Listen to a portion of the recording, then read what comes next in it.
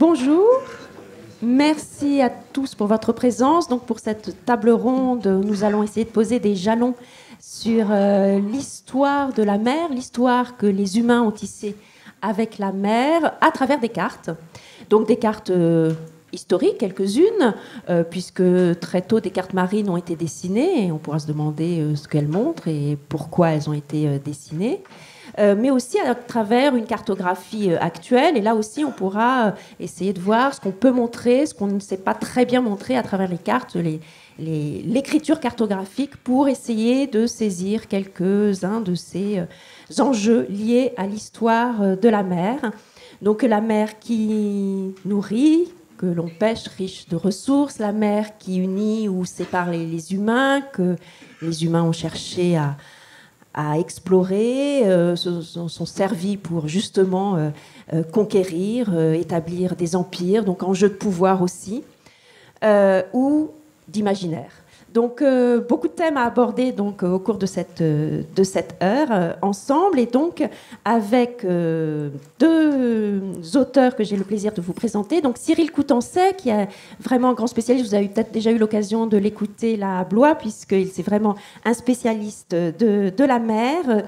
Donc là, vous voyez quelques-uns de ses ouvrages. Donc il est directeur, Cyril Coutançais, donc à ma gauche, donc directeur de recherche au Centre d'études stratégiques de la marine, et dont donc l'Empire des mers, l'Atlas historique de la mer maritime ou l'histoire des empires maritimes, tous deux au CNRS Éditions, viennent d'être réédités. Il est aussi l'auteur, toujours au CNRS Éditions, Les Hommes et la mer, de cet ouvrage Les Hommes et la mer, avec cette belle couverture. Et puis d'un atlas aussi, Atlas de la mer, aux arènes, La Terre est bleue. Et puis Christian Grattalou, donc géohistorien, qui est l'auteur, donc géographe, mais aussi donc, très historien, qui est l'auteur qui a dirigé 3 atlas aux arènes, coédités par les arènes et l'histoire, dont ce dernier, l'Atlas historique de la Terre, en s'associant aussi pour cet opus avec la recherche et sciences et avenir. Donc un atlas de la Terre, mais où il est bien sûr forcément question de la mer. Et puis, je rappelle aussi son livre « L'invention des continents et des océans », histoire de la représentation du monde, réédité aussi chez Larousse en 2020. Alors, peut-être tout de suite, qu'est-ce qu'on peut connaître de l'histoire de l'océan avant même les humains ? Christian, déjà, puisque l'océan qu'on connaît n'a pas toujours eu le visage actuel. Merci Héloïse. Je crains que tu ne sois pas présentée. Je remercie Héloïse Kolebka, qui est la rédactrice en chef de l'histoire, et surtout qui est l'une des auteurs de l'Atlas. Bref, juge et partie, mais il faut voilà. pas le dire. Donc, oui, on a effectivement dans l'Atlas de la Terre parlé de tectonique des plaques au passé, comme vous pouvez le voir ici.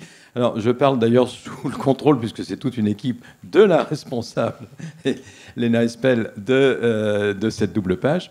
J'espère que tu me corrigeras. Quand on fait l'histoire de la tectonique des plaques, au passé, je vous signale que dans l'Atlas, on a fait aussi au futur, puisqu'il y a des hypothèses. Mais là, vous n'avez que le passé. Ce qu'on voit d'abord, c'est que déjà, la Terre est bleue. C'est-à-dire qu'on a déjà... alors, ça peut être bleu et glacé, comme c'est le cas de la première étape que vous avez. Mais vous voyez que la part des terres émergées est de toute façon mineure par rapport, comme aujourd'hui, par rapport aux différents éléments.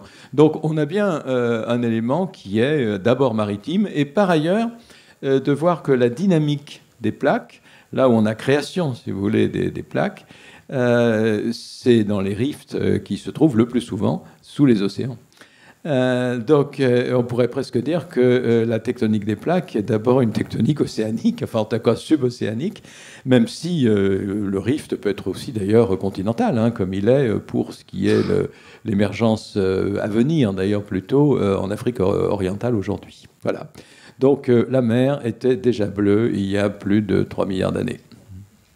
Oui, et ce qui est assez étonnant d'ailleurs, c'est que l'humanité a pris conscience que la Terre était bleue beaucoup plus tardivement, parce que finalement, c'est avec quand on a été dans l'espace, qu'on a pu voir la Terre de l'extérieur, que là, on s'est aperçu que la Terre était bleue. Mais cette histoire est intéressante aussi, puisque la tectonique des plaques, donc, qui continue à bouger, à se mouvoir, etc., ont un impact aujourd'hui encore sur les océans. C'était cette année ou l'année dernière, vous savez que vous avez eu une éruption volcanique au large des îles Tonga. Et les îles Tonga ont été coupées d'Internet parce qu'un câble sous-marin a été coupé à l'occasion d'une éruption volcanique. Donc on voit que ces mouvements souterrains qui existent depuis la nuit des temps ont encore un impact aujourd'hui. Et puis peut-être le troisième élément aussi qui est intéressant avec cette tectonique des plaques, c'est de voir que ça a participé avec les volcans qui continuent à être actifs, les volcans sous-marins, à l'éclosion de la vie. Que la vie est née d'abord dans les océans. Ça, c'est quelque chose qui m'avait beaucoup marqué quand j'étais enfant. Vous savez, ce dessin animé, Il était une fois l'homme, et dans le générique, on voit la vie qui est née des océans, et puis petit à petit, les lézards qui arrivent sur Terre, etc. Et qui était très juste, et qu'on a un peu oublié finalement de nos jours. Donc ça, c'est effectivement l'origine à la fois de la mer, des continents, et puis l'origine de la vie. Alors, on va faire un grand saut et on va s'intéresser à Homo sapiens, qui finalement très vite lui aussi a peut-être dû partir sur les mers, en tout cas caboter, puisqu'il il a commencé à coloniser, explorer, s'adapter à différents milieux de la planète des sapiens, donc des 150 000 ans avant notre ère.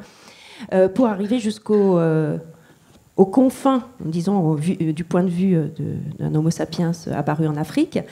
Et donc, la question, c'est effectivement, à partir de quand les humains sont partis sur la mer ? Bon, alors aujourd'hui, on a tendance à de plus en plus revaloriser la navigation qu'on pourrait appeler préhistorique. C'est évidemment une expression qu'utiliseraient peu les spécialistes. Parce qu'on connaît par exemple des pierres taillées en Crète qui sont datées de 110 000 ans. Alors, elles ne sont pas venues toutes seules, elles ne sont certainement pas venues en flottant. Et d'autre part, la Crète, même au moment des niveaux marins les plus bas, donc il y a 20 000 ans à peu près, à moins 130 mètres de profondeur par rapport au niveau actuel, la Crète n'était pas accessible à pied. Donc, c'était nécessairement une navigation ancienne. Il n'y a pas d'autre hypothèse. Alors, pourtant, ça nous surprend parce que pendant très très longtemps, dans le mépris qu'on avait vis-à-vis de nos ancêtres du Paléolithique, on avait tendance à penser qu'ils étaient vraiment trop abrutis pour être capables de naviguer autrement peut-être qu'en s'accrochant à un tronc sur quelques centaines de mètres, certainement d'ailleurs plutôt de manière involontaire. Je dis ça parce qu'il y avait un problème qui s'est malgré tout posé il y a longtemps, c'est qu'on se demandait comment avait été peuplée l'Australie, d'où venaient les aborigènes australiens. Alors c'est vrai qu'il y a eu à un moment une hypothèse qui était de dire qu'ils n'étaient pas des humains, donc c'était plus pratique, mais là en l'occurrence, donc avec une hypothèse qu'on appellerait polygénique, qu'ils étaient développés localement, mais le plus souvent a été de se dire, bah non, il n'y avait pas le choix, ils sont arrivés à partir de l'Asie, enfin de ce qui ça deviendra l'Asie, et il y avait malgré tout, même quand on a un peu mesuré l'idée de l'abaissement du niveau marin, il y avait quand même quelques bras de mer à franchir de plusieurs dizaines de kilomètres. Alors là, on se dit, c'est pas les ascendants de ces pauvres aborigènes australiens, vision comminératrice, mais enfin, c'était généralement plus rude. C'était pas possible qu'ils aient su naviguer. Donc, c'était une hypothèse qu'on pouvait pas faire. Alors, on a inventé des scénarios absurdes, dont celui de la navigation à s'accrocher à un tronc d'arbre parce que arraché à l'occasion d'une tempête, à la mer, donc sans tambour ni trompette, une femme, ce soit une femme qui aurait été enceinte d'un garçon et qui aurait eu ensuite des descendants avec son propre fils, ce qui expliquerait d'ailleurs la dégénérescence des aborigènes australiens. Voilà, donc ce mythe du 19e siècle, raciste, méprisant évidemment, était justement l'idée qu'on ne pouvait pas naviguer dans des situations d'hommes préhistoriques qui soient d'ailleurs contemporains en l'occurrence ou qui aient été dans le passé. Et donc aujourd'hui, on ne cesse de revaloriser la navigation, entre autres d'ailleurs pour le peuplement de l'Amérique, puisque bien sûr le passage à pied par la Béringie, c'est-à-dire le détroit de Bering émergé, et reste. La date ne cesse de reculer dans le temps. Actuellement, on en est à plus de 30 000 ans en amont. Mais c'est aussi l'idée que probablement le cabotage a joué un rôle essentiel dans le peuplement de l'Amérique et en particulier rapidement de l'Amérique du Sud. Voilà. Ce qui a joué aussi dans le regard qu'on a porté effectivement sur l'impossibilité pour des êtres humains préhistoriques de traverser des bras de mer, c'est que il faut imaginer que donc dans le peuplement de cette époque-là, on a aussi le peuplement de l'île de Flores, de l'île de Luçon aux Philippines. Et en fait, quand on regarde, quand on part des côtes pour aller dans ces îles, on ne voit pas de terre à l'horizon. Donc ça veut dire que les hommes de cette époque-là devaient partir à l'aventure, devaient embarquer. Mais donc ça veut dire toute une question logistique, ça veut dire d'anticipation. C'est qu'on part en mer en se disant que peut-être on va avoir quelque chose au bout, mais on ne sait pas au bout de combien de temps de navigation, de combien de jours de navigation. Donc je pense que ça a beaucoup joué dans ce regard, dans le regard qui a été porté sur les hommes préhistoriques de cette époque-là. Il y a une autre chose qui a joué aussi, c'est que l'histoire, pendant très longtemps, a été écrite par des terriens. Et quand on est terrien, quand on pratique pas la mer, on a du mal à imaginer des hommes préhistoriques, justement, construisant des radeaux, des embarcations, imaginant une logistique pour embarquer en mer. Et ça, c'est quelque chose qui doit nous interroger aussi aujourd'hui, c'est-à-dire que quand on écrit l'histoire, de quel point de vue l'écrit-on, et est-ce qu'on comprend bien tous les phénomènes qui peuvent se passer, notamment les phénomènes maritimes. Et sur l'Amérique, c'est absolument passionnant, parce que dans les théories farfelues, justement, qu'on a pu imaginer et qui commencent à être démontées, il y a cette fameuse théorie du passage par le détroit de Bering. Il y a différents papiers dans la revue Nature récemment, justement, qui ont montré qu'il n'y avait absolument aucune végétation dans ces zones-là, aucune espèce à chasser, et donc il fallait quand même être un peu stupide, pour le coup, pour des êtres humains, pour partir dans cette zone-là, glacée, où il n'y avait absolument rien pour se nourrir, et donc mécaniquement, il fallait passer par la mer. Une autre chose qui joue aussi dans notre regard, et ça on commence à en découvrir de plus en plus, c'est que pendant longtemps, explorer les océans, découvrir des épaves, découvrir des restes de navires, ça a été très compliqué. C'est André Malraux, avec son génie, qui a donné naissance au département d'archéologie sous-marine, qui est un des plus beaux fleurons du ministère de la Culture en France aujourd'hui, qui part en mer avec des bateaux pour explorer les épaves, et donc pour mieux comprendre ce qui se passait dans ces temps reculés. Et ça permet de commencer à comprendre plus de choses. Par contre, la difficulté, c'est qu'évidemment, quand on a des épaves en mer, il y en a beaucoup qui disparaissent. Donc ce qu'elles transportaient aussi peut disparaître. Quand on transporte du riz, des vivres, etc., ça disparaît au bout de plusieurs siècles. Et puis il y a un grand danger qui pèse aujourd'hui, c'est toute la pêche en eau profonde, la pêche au chalut, qui détruit des épaves, mais à un rythme absolument effréné, et donc qui fait qu'il y a toute une mémoire qui est en train de disparaître de nos jours. Et puis je vais faire juste ma petite liaison avec les Polynésiens, parce que c'est quand même l'aventure la plus extraordinaire une des aventures les plus extraordinaires de l'espèce humaine. J'aime rappeler cette date. Donc les Polynésiens sont partis, on voit, de l'Indonésie, de Taïwan, etc., et ont traversé l'ensemble du Pacifique pour toucher l'Amérique. Et il y a une date que j'aime rappeler, c'est qu'ils ont touché l'île de Pâques en 987, donc au moment où nous, on voyait le couronnement du Capet. Et quand on voit les temps obscurs qui étaient vécus dans le royaume de France, c'était les tout débuts de la royauté capétienne, et le génie polynésien, parce que ça veut dire que traverser l'océan Pacifique, qui est quand même le plus gigantesque de notre globe, sans carte évidemment, ils avaient des cartes mentales, ils se repéraient avec les étoiles, avec des éléments naturels, la houle, les courants, etc. C'est quand même une des aventures les plus prodigieuses qui ait pu exister en termes de navigation, de construction d'embarcation en matière de conception logistique, puisqu'ils embarquaient des animaux, des vivres. Il faut imaginer qu'au XVIIIe siècle, nous, Européens, on souffrait encore de scorbut, parce qu'on était incapable on n'avait pas compris encore qu'il fallait emmener des citrons, des légumes, des fruits, etc. Les Polynésiens, ça faisait une éternité qu'ils avaient ça. Alors, vous parliez justement de ces cartes mentales. Comment peut-on s'orienter sur la mer? Donc, depuis quand y a-t-il des cartes marines? Sans doute depuis qu'il y a des cartes, c'est-à-dire, je dirais, depuis toujours, parce qu'une carte, c'est d'abord, comme vous venez de le dire, c'est d'abord une affaire mentale. C'est-à-dire que la carte, c'est exactement ce qui se passe quand quelqu'un, alors avant le téléphone portable, vous demandait son chemin dans la rue, parce que maintenant, il vous demande confirmation, et puis il croit ce qu'il voit sur son écran et pas ce qu'il voit de ses yeux. Mais quand on indiquait son chemin en disant à gauche, à droite, etc., eh bien, c'est exactement ce qu'on avait en mémorisant. Alors, on a par ailleurs essayé de développer des aides-mémoires. Ça, on en a développé pas mal. Des aides-mémoires que l'on peut effectivement qualifier de cartes. Hein. Alors, c'est vrai, d'une part, des cartes sans doute, qu'on pourrait appeler de navigation.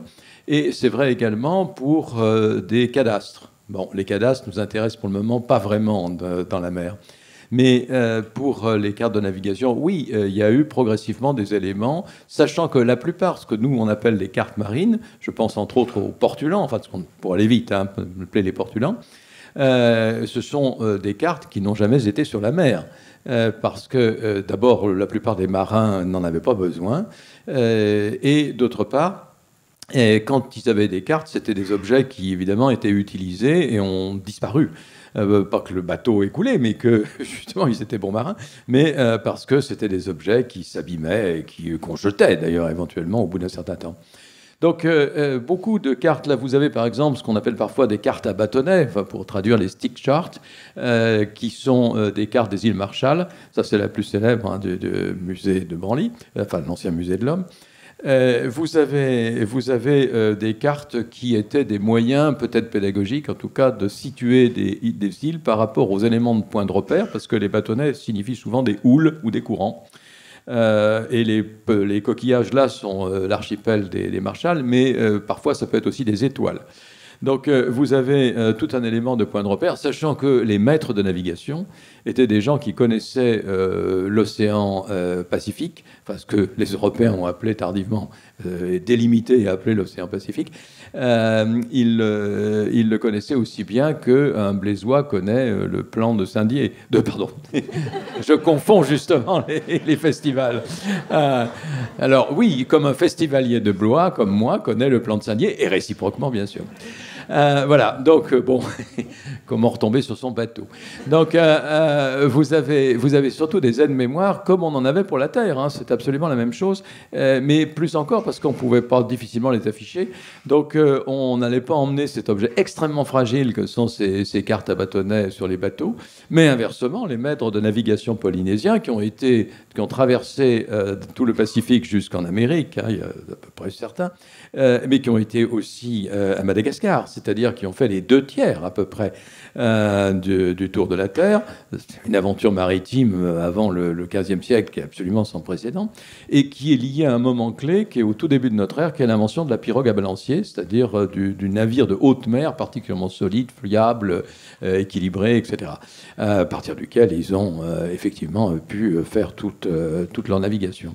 Donc oui, on a des cartes qui sont somme toute extrêmement anciennes. Je crois que toutes les sociétés, sous une forme ou sous une autre, ont fait des objets qu'on peut qualifier de cartes, ce qui fait que, personnellement, je peux dire que de ce point de vue-là, il n'y a pas de société sans écriture, puisque c'est une forme de transcription de la mémoire mentale. Sachant que la mémoire mentale avait d'autres manières d'aider la mémorisation, en particulier sous forme d'apprentissage par cœur ou de comptines, entre autres. Hein. Les Polynésiens, par exemple, c'est souvent sous une forme que nous serait presque des chansons, que vous avez l'ordre des étoiles à certains moments, comment les étoiles se combinent et changent, puisque pour un Polynésien, ce n'était pas lui qui se déplaçait et le ciel donc qui changeait à son déplacement, mais l'inverse. C'est le ciel qui se déplaçait et le bateau restait fixe, et donc c'est l'océan qui se déplaçait. Enfin. Un mot sur ces cartes Oui, historiques. peut-être un point d'attention, en tout cas, sur le fait qu'il y a selon les mers et donc les navigateurs, on n'a pas besoin des mêmes éléments. Les Polynésiens, effectivement, c'est une navigation où on peut être plusieurs jours en mer sans aucun point de repère. Et donc là, on a besoin des étoiles. Dans notre mer Méditerranée, les Phéniciens et les Grecs, etc., faisaient de la navigation de cabotage. Donc en fait, ils avaient sans arrêt des points de repère qui leur permettaient de se situer. Et donc c'est un type de navigation qui est très différent. Et puis sur les cartes, il y a une chose à avoir en tête aussi, c'est que si on en a assez peu, c'est parce que quand on est marin, quand on a découvert des routes qui permettent d'aller chercher de l'or, d'aller chercher de l'encens, d'aller des zones de pêche aussi, etc., on veut surtout pas les partager. Donc, on les garde, on les transmet à l'oral, effectivement, on forme le successeur, le pilote, etc., en lui montrant les points de repère qui vont lui permettre de se situer. Mais donc, non seulement on les cache, mais aussi on peut colporter des éléments mythiques, fantasmagoriques. Les Phéniciens, par exemple, ont été assez doués pour ça, en disant que dans telle et telle direction, il y avait des monstres marins terrifiants et qu'il ne fallait évidemment surtout pas y aller, ce qui était un moyen pour eux de conserver ces routes qui étaient particulièrement intéressantes. Donc il y a toute une série de contes aussi qui sont colportés dans les ports, etc. Mais ce qui est intéressant, là, on voit la transition justement avec cette carte marine donc du XVIe siècle, parce que c'est une époque, l'époque des grandes découvertes, où il y a une véritable guerre des cartes qui est conduite entre portugais et espagnols, puisqu'il y a, vous savez, ce grand tour de l'Afrique qui est effectué par les Portugais, et donc on fait des relevés qui sont centralisés à Lisbonne, en Espagne pareil, et il y a véritablement, on interdit à ceux qui ne sont pas justement de ces pays-là de consulter ces cartes, parce que c'est vraiment des informations typiquement très précieuses, et ça devient stratégique pour le coup, ça devient étatique et stratégique.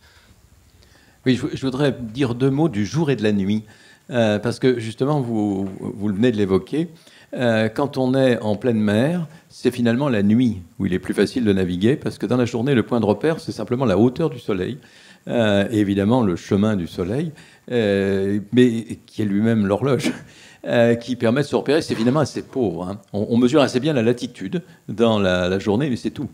Inversement, la nuit, on peut effectivement avoir beaucoup de points de repère qui permettent, si bien sûr on a la connaissance du ciel, qui permettent de se repérer. Alors, pensez de ce point de vue-là, ça donne une autre vision du passage en haute mer des Européens à partir du XVe siècle.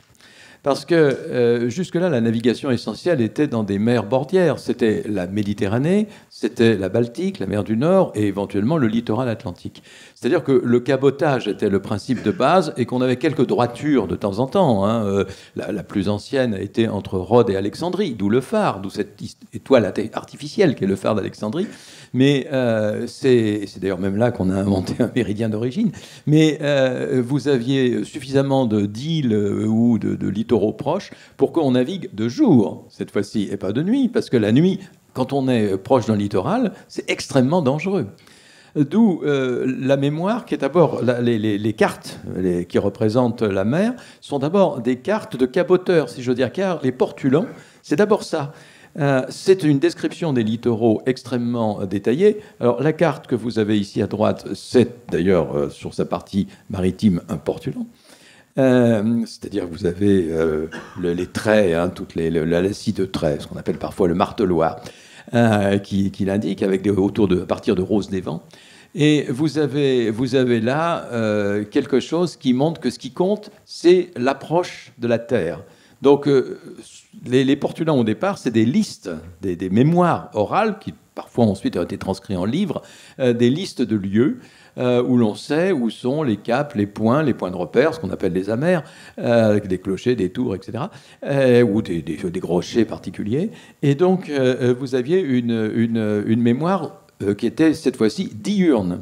Parce que la nuit, les points de repère, tant qu'on n'avait pas créé des phares, il faut aller au 19e siècle, eh bien, c'était extrêmement dangereux. Inversement, pour un Polynésien et pour des Européens qui s'aventurent à travers l'Atlantique et bien au-delà à partir du 15e siècle, c'est la nuit qui est au contraire le moment où on peut repérer les types d'étoiles, avoir une culture astronomique qui permet de se repérer. Donc le jour et la nuit sont ambivalents dans les modes de repérage et le mode cartographique qui en déduit.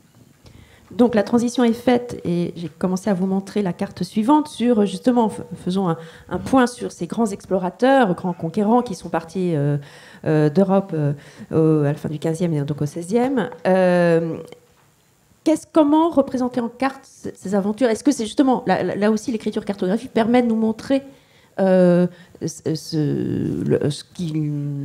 l'enjeu de la façon de s'aventurer sur ces océans, les obstacles ou les atouts qu'ils pouvaient y trouver.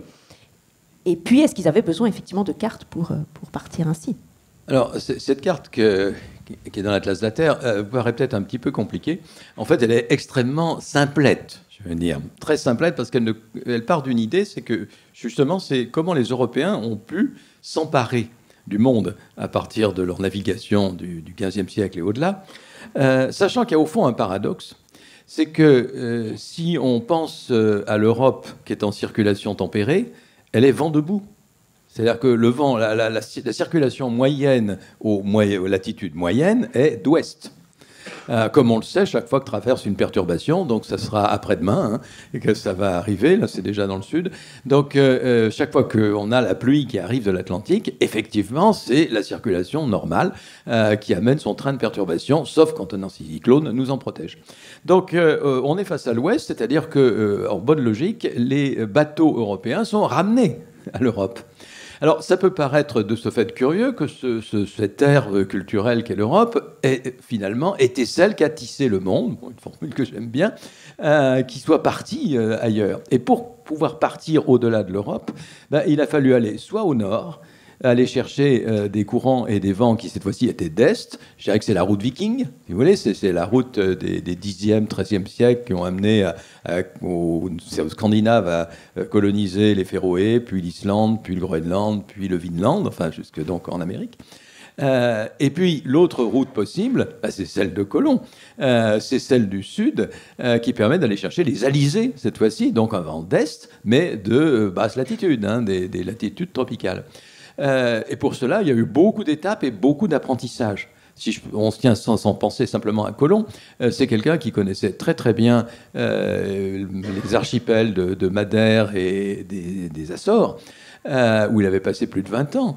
Parce que justement, la première poussée dans le grand large des Européens, c'est sur ces îles qu'ils voulaient transformer en île à sucre, c'est sur ces îles de l'Atlantique, pas si proche que ça d'ailleurs, où ils ont fait tout un apprentissage technique de la navigation et cartographique, mais des cartes souvent mentales, d'apprentissage, qui fait que Colomb savait finalement très bien quel vent il allait utiliser, et remarquez que le retour de Colomb est le retour aller chercher les vents d'ouest, c'est-à-dire qu'il anticipe quasiment ce qu'on appellera plus tard le commerce triangulaire. Et une chose qui est intéressante aussi sur cette époque-là, c'est d'abord l'importance de la transmission orale. Parce que si Colomb s'aventure en Atlantique, on peut supposer que les traditions vikings, parce que les vikings ont touché l'Amérique, on peut supposer que les traditions vikings se sont répandues dans les différents ports européens, et donc Colomb était certain de trouver quelque chose de l'autre côté. À quelle distance, quoi exactement, mais il y avait des terres. Et donc, il n'est pas parti comme ça à l'aventure en se disant « Tiens, peut-être que je vais trouver quelque chose au bout, on verra ». La tradition orale a joué de façon importante. Il y a une autre chose qui est assez fascinante sur cette période-là, c'est qu'en fait, en une génération, les Européens ont eu une vision du monde totalement chamboulée. Parce qu'en 30 ans, on a Christophe Colomb qui touche l'Amérique, Vasco de Gama qui parvient en océan Indien après avoir fait le tour de l'Afrique, et Magellan, qui fait le tour du monde. C'est en 30 ans, une génération. Il faut imaginer le chamboulement que ça a pu représenter. Et une autre chose qui est assez vertigineuse pour cette époque, c'est que les Portugais ont débouché en océan Indien 15-20 ans après que les Chinois, qui avaient été en océan Indien, les expéditions Zheng He, aient été à la limite de passer le cap de Bonne-Espérance. Et donc, on peut rêver en tout cas là-dessus en se disant que le destin du monde s'est joué à pas grand-chose. Il y avait les Chinois qui pouvaient arriver en Atlantique ou les Européens qui pouvaient arriver en océan Indien. Et il se trouve que ce sont les Européens qui sont arrivés en océan Indien, mais finalement parce que les Chinois ont renoncé à leurs expéditions. L'empire Ming s'est replié sur lui-même, a renoncé aux expéditions maritimes, mais pendant des siècles et des siècles, jusqu'à nos jours, où ça reprend. Pas mal. Christian, tu voulais rajouter quelque chose? Sinon, j'avais cette carte qui montre aussi que c'était pas simple à l'époque, mais que voilà, que les océans, ça prend du temps. C'est important quand même de pouvoir naviguer. Ça prend du temps, effectivement. Je trouve que et surtout, ça prend toujours autant de temps à notre époque. Les marins calculent le nombre de jours de mer.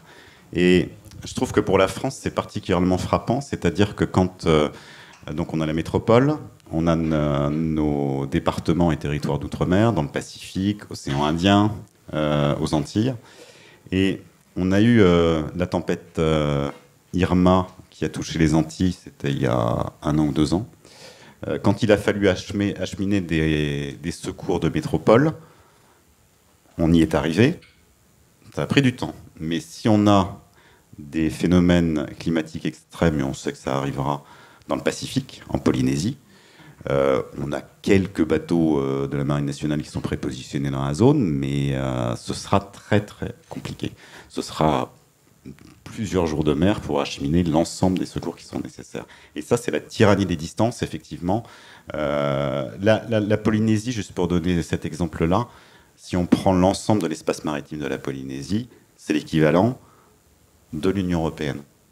Ça vous montre cette tyrannie des distances. Pour relier une île à une autre île de l'archipel polynésien, ça prend énormément de temps. Alors, Christian, pour revenir à ces...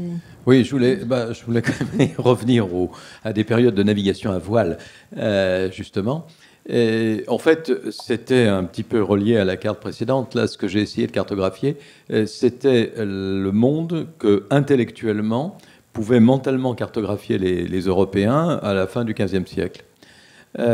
Donc, il y a un monde qui est vraiment connu et cartographié, un monde qui est connu, mais de manière en partie imaginaire et qui est donc mal cartographié. En gros, c'est l'ouest de l'ancien monde qui est bien cartographié, mais un ouest qui s'arrête au Sahara, bien sûr. Un est, qui est le monde de l'océan Indien et le monde chinois, qui est connu, ne serait-ce que par Marco Polo, mais mal cartographié. Et puis un reste qui est globalement inconnu, même si on a quelques jalons, que peut arriver de l'or du Monobotapa, qu'il y a des îles hypothétiques qu'on appelle déjà Antillas, qu'il y a des bancs de morues au large de Terre-Neuve, qu'on n'appelle pas encore Terre-Neuve, bien sûr. Donc vous avez un monde, et point important, à partir du moment où on va progressivement y aller, je veux bien revenir d'ailleurs à la carte suivante, c'est le fait que c'est très long. Alors effectivement, c'est très long aujourd'hui. Donc imaginez au XVIIe siècle le temps qu'il fallait, par exemple, à une missive écrite, ou plutôt signée à Madrid par le roi d'Espagne, pour arriver au vice-roi de Lima. Donc c'était de l'ordre de 6 mois. Donc évidemment, la réponse ensuite, ça fallait prendre éventuellement jusqu'à 1 an. Bien sûr, s'il n'y avait aucune interruption, tempête, etc., maladie à bord, bon, etc. Alors, c'était rien, parce que les Antilles, et c'est un élément essentiel, que l'Amérique ait été à portée de main, si j'ose dire, presque, de l'Europe. Il fallait traverser l'Atlantique, il fallait quelques semaines pour les distances les plus courtes. Puis ensuite, c'était beaucoup plus long dans les Antilles, et ensuite passer pour ça que Lima, c'était loin. Mais pensez si vous voulez aller de l'Europe au Japon ou à la Chine. Là, en gros, un aller-retour allait prendre de l'ordre de 5 ans. Alors, souvent, il fallait changer de bateau. des missionnaires jésuites, on a des tas de chronologies comme ça, de missionnaires jésuites qui ont fait des voyages très éloignés, très longs. Souvent d'ailleurs, ils n'arrivaient pas au bout parce qu'ils mouraient en route. Mais vous avez une distance dont il faut pour des nouvelles, mais évidemment pour les produits. C'est-à-dire que seulement des choses qui valaient le coup, c'est-à-dire qui, au bout du compte, allaient être, dans un sens ou dans l'autre, vendues extrêmement cher, pouvaient être prises en compte. Donc, c'est rien à voir avec notre mondialisation contemporaine, où le coût du transport maritime est relativement lent, ça je suis d'accord, mais ça coûte pas grand-chose. Enfin, pousser un bateau, c'est pas le maximum d'énergie par rapport à un avion. Bien sûr, ça pollue, hein, mais beaucoup moins qu'un avion proportionnellement, et surtout à la tonne transportée. Donc, vous avez des éléments qui aujourd'hui sont relativement rapides et peu coûteux, alors que, évidemment, jusqu'au 19e siècle, il faut penser l'inverse. C'est très long, très coûteux et très risqué. Oui, juste une petite insiste effectivement sur le coût du transport maritime. Aujourd'hui, ça coûte moins cher de transporter une marchandise de Shanghai au Havre que de Paris au Havre. Parce qu'en fait, il y a une telle massification avec les porte-conteneurs qu'évidemment, ça fait diminuer le coût de transport. Je suis toujours assez fasciné par l'invention du porte-conteneur, parce qu'en fait, c'est l'invention que tout le monde dans cette salle aurait pu avoir, moi le premier, puisqu'en fait, Maclean, l'Américain qui invente le porte-conteneur, est un transporteur routier qui arrive sur les quais, qui décharge des ports, qui décharge sa marchandise sur le quai, et puis cette marchandise est rechargée sur un bateau. Et c'est lui qui dit ce qui se pratiquait depuis des siècles finalement. Et c'est lui qui se dit mais c'est absurde, je vais charger directement mon camion sur le bateau. Et en fait, le conteneur et le porte-conteneur, il est de là, c'est-à-dire qu'il a tiré le fil jusqu'au bout. Ensuite, on n'a pas chargé le camion, on a chargé juste le conteneur sur le bateau et les porte-conteneurs sont nés. Et pour donner une idée quand même du gigantisme de ces bateaux, un porte-conteneur de 22 000 boîtes aujourd'hui, c'est l'équivalent d'un train de 350 km de long. Ce qui permet de relativiser quand on entend de temps en temps l'alternative de la voie ferroviaire au transport maritime, quand on voit ce qu'il faut comme équivalent pour un seul porte-conteneur. Voilà, ça relativise. Donc on a vu la mer des marchands, la mer des explorateurs. On a évoqué l'enjeu des cartes comme enjeu de pouvoir. Alors juste un mot, et comme il est déjà le temps passe très vite, un mot quand même sur la mer comme enjeu de pouvoir et sur ces thalassocraties aussi auxquelles vous êtes intéressé, Cyril. Ou peut-être en fait alors il y a la thalassocratie, effectivement, la mer a toujours été un enjeu de pouvoir. Peut-être comme le temps passe, effectivement, de montrer, de faire un petit laïus sur pourquoi elle est un enjeu de pouvoir aujourd'hui et qu'est-ce qui est un enjeu de pouvoir en mer aujourd'hui. Comme ça, je bascule directement sur la cartographie des fonds marins et des caves sous-marins. Les fonds marins sont très peu cartographiés. On dit souvent que les fonds marins, on connaît des fonds marins, on a exploré les fonds marins de Visu, c'est la surface équivalente de celle de Paris. Voilà. On connaît absolument rien, pas grand-chose. Alors certains acteurs dans le domaine maritime connaissent un peu plus les fonds marins, ce sont les marines militaires. Et il y a un enjeu en ce moment qui est absolument crucial, c'est que vous avez des marines occidentales pour la plupart, hein, États-Unis, France, Grande-Bretagne, qui, pour l'usage de leurs sous-marins, la Russie aussi, qui, pour l'usage de leurs sous-marins, ont cartographié une grande partie des fonds marins pour savoir par où faire passer leurs sous-marins, éviter des obstacles, faire en sorte de trouver des espaces aussi pour se diluer dans l'océan, parce que quand vous avez un sous-marin nucléaire lanceur d'engins, donc qui est en capacité d'assurer la dissuasion, l'enjeu principal, c'est de ne pas être repéré. Et pour ne pas être repéré, le seul endroit globalement où vous pouvez être repéré, c'est quand vous quittez votre port d'attache. Et donc, l'enjeu principal, c'est de trouver à la sortie de ce port des canyons, des endroits où vous pouvez vous diluer dans l'océan. Et il y a un enjeu, une bataille des cartes en ce moment qui se joue sous les fonds marins. C'est que la Chine, justement, qui monte en puissance, hein, la marine chinoise construit en tonnage tous les 4 ans l'équivalent de la marine française. Donc c'est vous dire la montée en puissance de la marine chinoise. Mais elle est très en retard sur la cartographie justement des fonds marins pour pouvoir faire circuler ces sous-marins. Et ça, ils sont en train d'acquérir de la connaissance justement via des drones, via tout un ensemble d'engins. Et c'est une bataille silencieuse, en tout cas ce qui joue sous les mers et cartographique, qui est très importante en ce moment. Un mot, Christian, sur la mer aussi qui sépare. Oui, la mer unie, la mer sépare, c'est une citation de De Gaulle.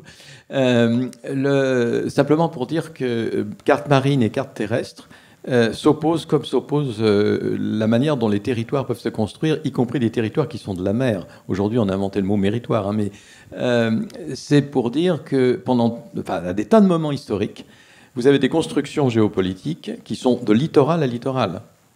Parce qu'il est beaucoup plus facile de naviguer, alors tout dépend des moyens techniques et des connaissances de l'époque, mais d'un littoral à un autre, que de circuler à l'intérieur des terres qui sont éventuellement peuplées de forêts ou de problèmes géopolitiques difficiles à maîtriser. Alors un exemple extrêmement simple, c'est ce que nous on appelle notre Antiquité et qui aboutit à l'Empire romain, la Mare Nostrum d'ailleurs plus précisément, les vraies voies romaines, c'est des routes maritimes. Et c'est de littoraux face à face qui est construit l'Empire romain.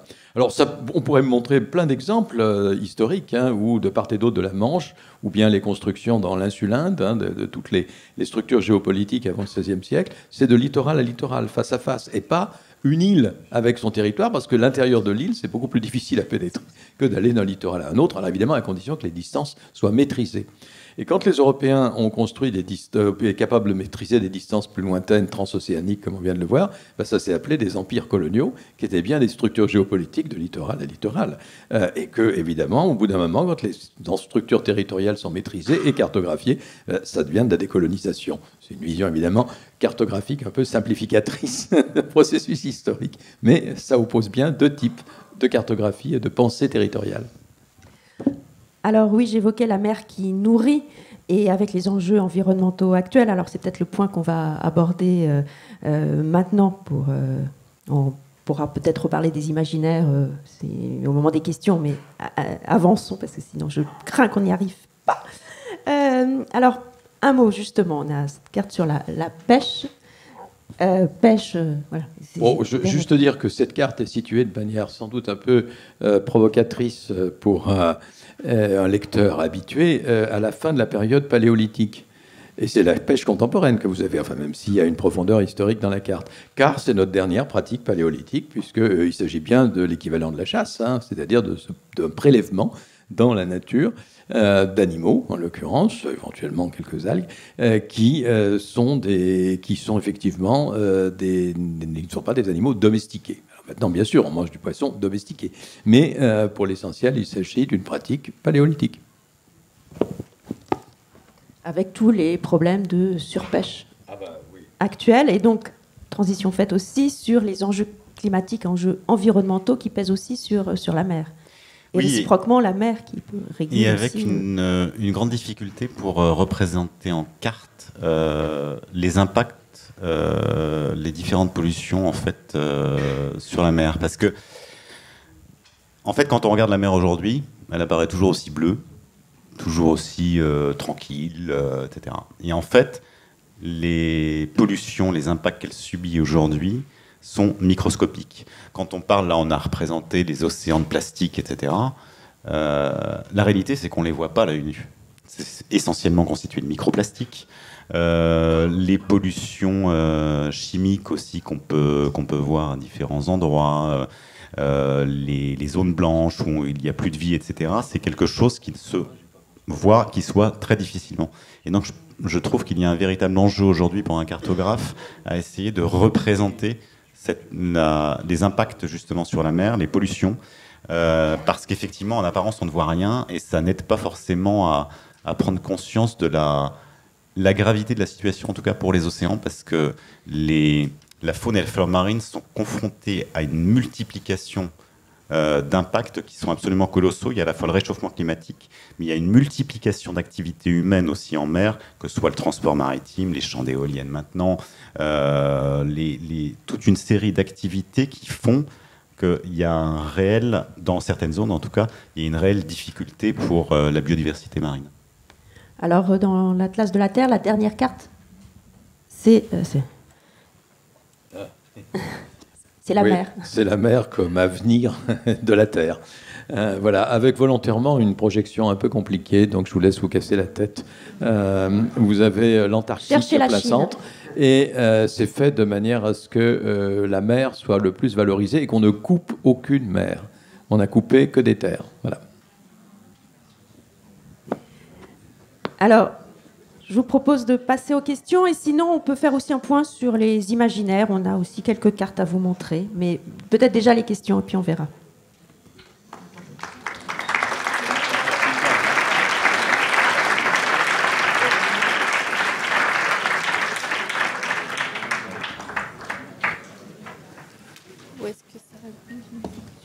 Alors, si vous posez des cartes sur les imaginaires, comme ça, on rattrapera les cartes qu'on n'a pas montrées. Puisque vous avez des cartes, j'ai une question générique. À qui appartient la mer, à part les poissons?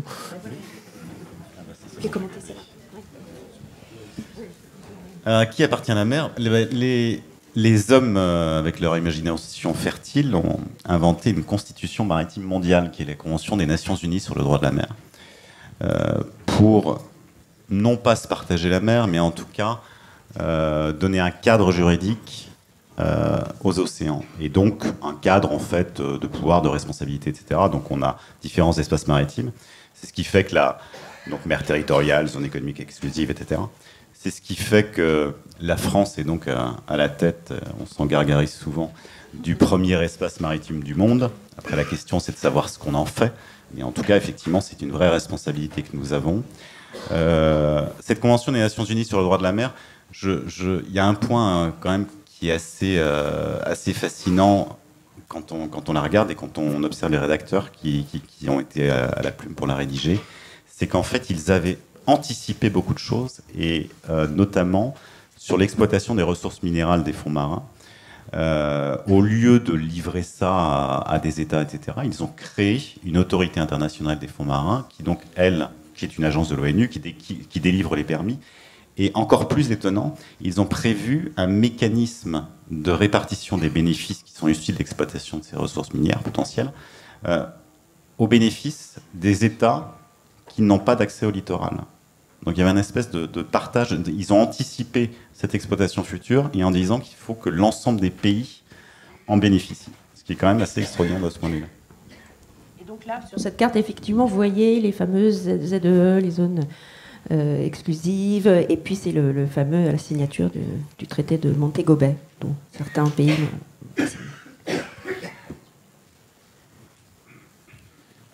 Bonjour, merci beaucoup pour votre présentation. J'avais juste une question sur la question du passage du détroit de Bering. Vous nous avez dit qu'on commençait à remettre en cause l'idée que les premiers Américains étaient passés par le détroit de Bering, pas à cause des problèmes du manque de nourriture et de l'aridité de la région. Mais je me demandais, une question que je me posais, c'était qu'un voyage en mer, ça nécessite aussi de la logistique, emporter de la nourriture, etc. Donc je me demandais, qu'est-ce qui nous autorisait à disqualifier l'hypothèse d'une logistique du détroit de Bering, et qu'est-ce qui nous poussait plutôt à privilégier l'arrivée par la mer? Je vous l'accorde, ça doit être mon côté mérien qui l'a emporté sur mon côté terrien. Mais ce qui est sûr, c'est qu'en fait, en tout cas, l'histoire des grandes navigations maritimes, il y a encore beaucoup de choses à écrire. Et là où il y a eu des découvertes importantes ces dernières années, c'est grâce au génie génétique, puisqu'on a pu, alors notamment, il y a une chose qui est assez extraordinaire, c'est que vous avez un poulet qu'on retrouve dans les îles Cook, et dont l'origine génétique ne se trouve qu'en Amérique. Donc, ça permet de dire qu'il y a une connexion, en tout cas, entre... on l'a inventorié aux alentours de l'an 1000, dans les îles Cook. Donc, ça permet d'établir une connexion entre Polynésie et puis l'Amérique. Donc, il y a toute une série de choses qu'on est en train de découvrir. Et effectivement, si j'avais un conseil à donner à des doctorants en histoire, mais faites de l'histoire maritime, il y a tout à écrire. Ça, c'est un bonheur. Vous n'aurez pas trop de directeurs de thèse embêtants en plus, parce que à découvrir avec vous.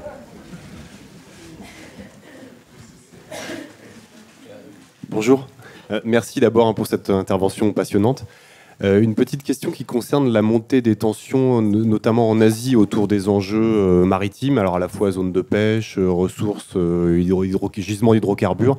Est-ce que vous pensez que ces tensions sont de nature à dégénérer vers des conflits plus importants, voire globaux. Et est-ce que quelque part, ce ne serait pas une sorte de bascule un petit peu étonnante, ou au moins ou peut-être un retour vers un lointain passé, où les enjeux maritimes étaient au centre des préoccupations des peuples et non pas les enjeux terrestres? Alors, sur le... Est-ce que ça peut dégénérer ou pas? Moi, honnêtement, depuis le déclenchement de la guerre en Ukraine, je me garde de tout pronostic, je fais attention. Après, ce qui est certain, c'est que il y a des inquiétudes autour de l'évolution de la Chine.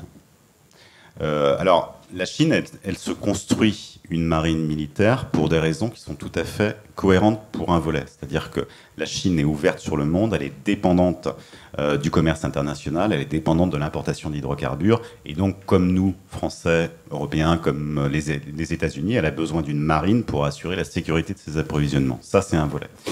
Et puis, il y a un deuxième volet qui effectivement pose question, c'est toutes les histoires autour de la mer de Chine méridionale, c'est toutes les questions autour de Taïwan. Et ça, je me garderai bien de porter un pronostic pour dire ce qui va se passer. Ce qui est certain, c'est que ce qui déterminera beaucoup, en tout cas, cette histoire-là, ce sera la situation intérieure chinoise. Parce qu'il peut y avoir effectivement une tentation d'aventure extérieure quand, au niveau intérieur, il y a des difficultés. Donc c'est ça qu'il faudra essayer de lire. Et puis, la capacité aussi que le régime chinois en interne aura de tempérer ça. Il y a toujours eu un équilibre aussi au sein du Parti communiste chinois, justement. On avait traditionnellement la faction de Shanghai qui était plus ouverte sur le monde, celle de Jiang Zemin par exemple, et puis la faction des gardes rouges qui était plutôt tournée vers le continent, mais ça faisait un équilibre. Aujourd'hui, est-ce qu'il y a ce même équilibre à l'intérieur du Parti communiste chinois? C'est des questions qui se posent. Mais en tout cas, pas de réponse définitive et pas de prédiction. On arrête. Oui. Bon, moi j'ai une question un peu gourmande, j'aime bien la morue. Sur Christophe Colomb et les secrets et les pratiques maritimes à la fin du Moyen-Âge, qu'en est-il justement des pêcheurs qui partaient au large et qui ramenaient beaucoup de morues et qui gardaient finalement leur secret sous cape? Est-ce que je fantasme ou c'est une réalité? Bon, la morue fait beaucoup fantasmer, effectivement. Bon, au sens littéral, hein, je ne parle pas de métaphore. Effectivement, la morue, c'est à la fois une pratique ancienne et le fait que c'est surtout à la fin du Moyen-Âge que l'on s'est mis à utiliser beaucoup plus de salage de morue. Et donc d'aller dans l'Atlantique et de plus en plus loin. Là, les Vikings ont joué, enfin l'héritage viking, hein, les connaissances de cartes mentales et de routes, de chemins, de lieux, de spots, on dirait aujourd'hui, de pêche, c'est quelque chose qui a effectivement joué un rôle dans beaucoup de sens, puisque l'un des éléments, c'est que cette morue va être l'alimentation de base des marins qui vont ensuite faire de très très longues navigations.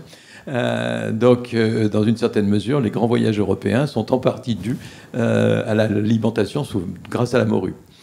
Bon, cela supposait d'ailleurs tout un travail de salage qui se faisait dans des flottes qui partaient 8 ou 7 à 8 mois. Et donc, c'est quelque chose qui a joué un rôle, y compris dans notre imaginaire d'Européens, sur ces grands voyages de pêcheurs, de pêche plus côturière. Alors, c'est donc un peu la différence du hareng, qui lui était beaucoup plus Baltique, mer du Nord, et qui était beaucoup plus le voisin proche, quoi. Là, on était plutôt dans la pêche de jour par rapport à la pêche de nuit, pour l'opposition jour-nuit que je faisais tout à l'heure. Bon, ce qui ne marchait pas tout à fait pour la pêche, puisque tant qu'on était à la marine à voile, on ne travaillait pas la nuit. Hein, donc, tant qu'on était à la marine à voile, pardon.